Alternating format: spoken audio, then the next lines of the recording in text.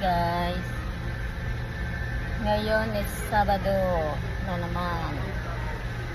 Punta tayo ng simbahan kahit kagagaling lang, medyo masama-sama pa ang pakiramdam ko, pero kahit masama ang pakiramdam natin, pagdating sa simbahan, simba tayo.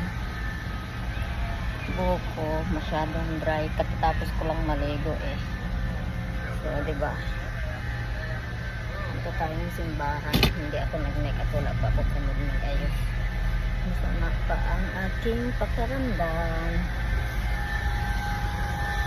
pero kailangan natin magsimba.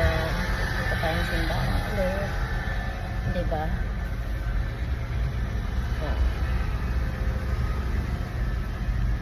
wala akong mga picture vlog, wala kasi masama ang pakiramdam ko. 7 days ako nagkasakit, oh my god. Pero kahit may sakit, dugo lang talaga, hindi pwedeng itulog ng itulog kasi lalong lalala, diba? Bye guys.